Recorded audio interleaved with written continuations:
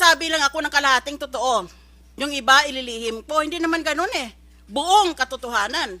Paano ka magsumpa na buong katotohanan sasabihin mo at ngayon ang sasabihin mo sa akin, masasangkot ako kaya ayaw kitang sagutin. Yun ang ginagawa mo sa akin eh. O, ngayon. Ikaw ba'y nakipagpulong sa isang abogado o mga abogado tungkol sa sabihin mo ngayon? Binigyan ka kaninang 30 minutes eh, di ba? Opo. O maliban dyan, yung dati mong abogado, si Attorney Lorna Kapunan, Opo. nag-usap din kayo. Opo. Sino pa? Maliban dito sa mga abogadong ito, o yung isang abogadong maring si Attorney Villa Senior. Pero maliban dyan, sino pang kausap mo tungkol sa plunder case? Wala na po. Wala kang kinausap? Yung senador? Ay, wala po. Sigurado ka ha? Wala po. Mamaya paliwanag ko nagkamali ka. Ikaw ba'y nag-attend ng mga meetings at nandyan ang mga testigo at nagpirmahan kayo? Kung anong sasabihin ninyo? I invoke my right po. Okay. Ikaw ba'y nagbasa ng iba pang mga mababasa mo para maghanda ng iyong sasabihin ngayon? Wala po. Wala? Hindi ka nagbasa o hindi ka marunong? Wala po. Okay? Ikaw ba'y gumawa ng mga nota sa isang notebook tungkol dito sa mga sinasabing pagbibintang sa iyo tungkol sa plunder? Wala kang notes ng ganon? Wala po. At diminasa mo bang affidavit at iba pang mga statements or affidavits na ginawa ng mga whistleblowers? Wala po. Wala po kaming kopya. Alright. O, nakita mo na. Sabi ko na eh. Sasagutin mo lang ako with a blank wall. Anong alam mo? Nakadedma ka sa akin. Paano tayo ngayon makaabot sa katotohanan? Hindi bale. Question. Next question. That's one set of questions. Pinagbadali-dali ko lang dahil alam ko ng sagot mo ay I invoke my right.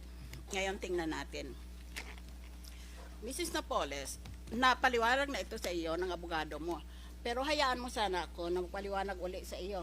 Anong ibig sabihin ng maging state witness? Kung ikaw ay nakusa na demanda ng isang krimen, natural magbista ka, hatulan ka, kung found guilty ka, mapipresyo ka, magbabayad ka ng isang multa, no? Ganon, hindi ba? Ngayon, hindi ka makalusot pag may ginawa kang krimen, maliban lang kung ikaw ay tinatawag na state witness. Eh, biro mo, bigat ng demanda sa iyo.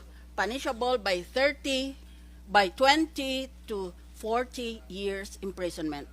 Sinabi yan sa iyo ng abogado mo, sigurado ako. Mga 50 years old ka pa lang eh. Plus 20, 70 ka na paglabas mo. Plus 20 years old, plus 20 years, 50 plus 20, maging 70 ka, no? 50 plus 40, maging 90 ka na. Kasing tanda ka na ni tanda. Oh, ngayon lahat yan, papasukan mong gulo na yan dahil ayaw mo lang na magsabi ng totoo. Pinoproteksyonan mo ang tao na baka siya ang pinaka-guilty. Ang dapat sa iyo, kung abogado mong nagmamalasakit para sa iyo, ay pag umabot ka na sa korte, maghihingi ang abogado mo na ang korte papayag na gawin kang state witness. Ang ibig sabihin, basta sabihin mong lahat ng alam mo, hindi ka makukulong. Para kang naabsuelto, para kang na-quit. Hindi ka man lang ibista eh. Wala ka ng kasalanan. Basta sinabi mong lahat, wala ka ng kasalanan. Acquitted ka na. Found innocent ka na. Pero, kung hindi ka state witness, mabista ka, pagpalagay lang natin na found guilty ka, you will suffer a penalty of imprisonment of 20 to 40 years. Kaya lahanin mo yun. Mamili ka. Gusto mo na wala ka ng sala? Ayon pa sa batas yan, ha? Gusto mo na kung malakas ang ebidensya, makulong ka ng 20 to 40 years. Eh, natural, kung akusado ka, ang tao, as a natural sequence of events, will choose to become a state witness dahil wala na siyang pananagutan, libre pa siya. Oh. Ngayon, babasahan kita ng Rules of Court na libro ko rin. Pero hindi ako libre magsabi ng gusto ko. Kung hindi, sinusunod kong sinabi ng Korte Suprema. Nakita mo itong libro na ito, Rules of Court Annotated by Miriam Defensor Santiago. At maliban dyan, 30 libro ang sinulat ko. Yan, lahat na yan, ininsulto ako ng aking mga kapwa senador. Mga inggitero. At nang insulto pa po, wala ako dito. Oh, nandito na ako. Abangan nyo ako mamaya. Ngayon, dito sa libro na ito,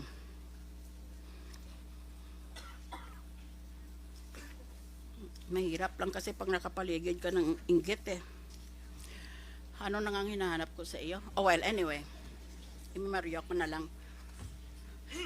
Sabi ng korte, Rules of Court. The rules of the Court of Justice. Ang akusado, hindi dapat napawalang sala. Maliban lang kung siya ang paraan para madakip at makulong ang mga talagang malaki ang kasalanan nila. Pero akusado nag-apply maging state witness, dapat he must meet 5 criteria. 5 ang listahan ng husgado eh. Number 1, there's an absolute necessity for your testimony. Number 2, there is no direct evidence against the others.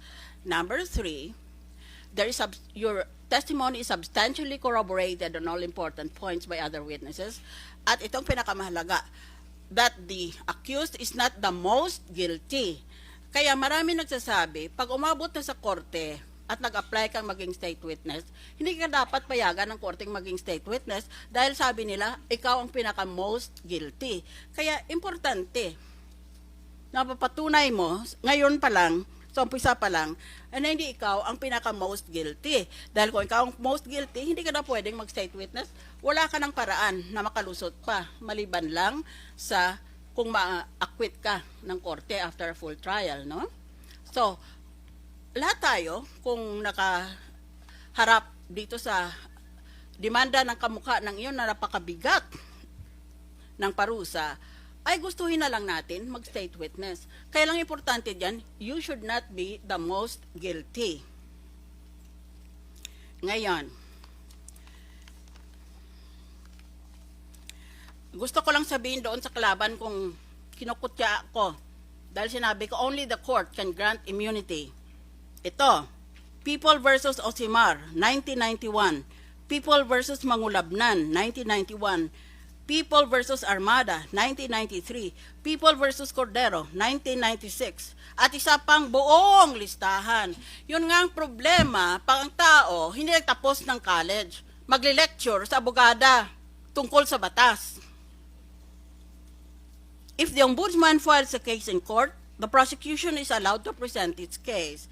But before the prosecution rests its case, the prosecutor is allowed to file a motion with the court to order that one or more of the accused shall be discharged with his consent so that they will become state witnesses. Yun ang inasahan nitong mga subordinates mo na naging whistleblowers laban sa iyo. Nagagawin silang state witness, hindi naman silang pinaka-most guilty. Kaya absuelto sila pag pinayagan sila sa korte. Hindi dito, sa korte. Absuelto sila, wala silang pananagutan.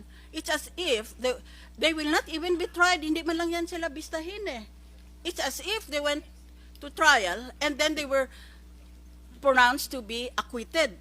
Ganon yun. Kaya lahat yan magiging state witness dahil wala namang limitasyon kung ilan ang state witness. There is no limit. Ibang tao, akala nila, isa lang pwedeng state witness. Hindi. Lahat pwede kung gustuhin ng korte.